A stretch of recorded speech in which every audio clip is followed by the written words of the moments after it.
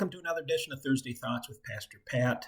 This is Pastor Pat, pastor of St. John's United Church of Christ in Weldon Spring, Missouri.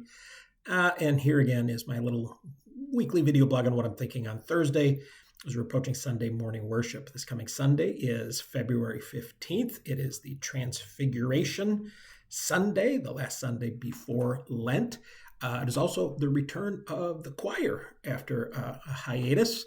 The choir will be back this Sunday. Looking forward to that. It is also Valentine's brunch. Again, if you forgot to sign up for the brunch, we'll find room for you. And so please join us for that. Doesn't have to be couples, families, could be singles, anyone. Please join us for brunch following worship. It's also this is the last Thursday Thoughts before Ash Wednesday. So I just wanted to remind you all about our Ash Wednesday service, which will be this coming Wednesday, the 18th at 7 o'clock, and it will include the imposition of ashes. And then a week from today will be our first Lenten study, where we will be looking at the Holy Week events. I'll be leading that study. I will make it as fun as possible for everyone involved. I really hope you choose to come out. And the events of Holy Week don't always show up on the lectionary, so it'll give us a chance to kind of dive deeper on those events. And that'll begin at 6 o'clock each Thursday night during Lent, including a small meal. We will also have childcare available. No book to buy this time around. We will have some handouts available on Sunday and through our e-blast. If you'd like to take a look at those and read those before the first session next Thursday, it's not required, but it's there to kind of help you get your mind going and thinking about things. But this Sunday is the Transfiguration Sunday. This is the story from Matthew of Jesus going up onto the mountain with Peter, James, and John, his three closest disciples. And while he is up on the mountain, he is transfigured.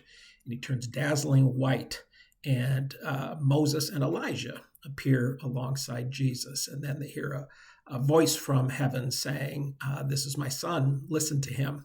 And it's this wonderful mountain. When you talk about mountaintop experiences, you talk about experiences like Peter, James, and John must have had up on that mountain. This just incredible experience, this blessing that they had to see the glory of the Lord and to hear that voice, and how wonderful he must have felt to have felt chosen to come up onto that mountain. So I've been thinking about mountaintop experiences this week a lot.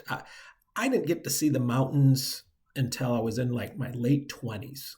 We didn't travel a lot in growing up, and Minnesota is not known for its mountains. And so when I was in my late 20s, we took a trip in an RV with my family out to through Montana to the Rocky Mountains, and just fell in love with them. And I loved them. And ever since, I've loved going up into the mountains, driving through them, driving up in them, walking out in scenic overlooks, and all of that. I've been to Yellowstone and up into the mountains in there, Yosemite Park as well. I've been to the Carpathian Mountains in Romania, in what used to be Transylvania. I have been to Mount Zion and the Mount of Olives in Jerusalem, which, admittedly, those mountains aren't very mountainy, but they are certainly prominent in Scripture. I've been to the Qumran Mountains as well, too. That is where the Dead Sea Scrolls were found, near the Dead Sea, of course. And I've been up, one of my best favorite mountaintop experiences was on my trip through Israel, when Karen and I went up to the mountaintop fortress of Masada, which is now in ruins. If you've never heard the story of Masada, Masada, highly recommend looking that up. It is an amazing story.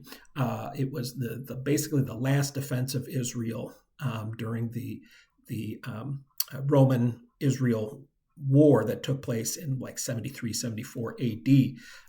And that siege happened not long after the temple was destroyed. It was an incredible experience up there, and hearing that story and looking out across the Dead Sea and across the desert. It was truly a great mountaintop experience. So comment below, what mountains have you been up? If you want to share a mountaintop experience, a great experience that wasn't necessarily literally up a mountain, you can share that below as well too. But what mountains have you actually been up in? I would love to hear that. So comment below, share your stories, read each other's stories, like and comment on the video. Make sure you're following us on Facebook as well. Hope to see you Sunday morning, 10 a.m. in person here in Weldon Spring, Missouri, or right here on Facebook Live as well. Take care and God bless. Bye-bye.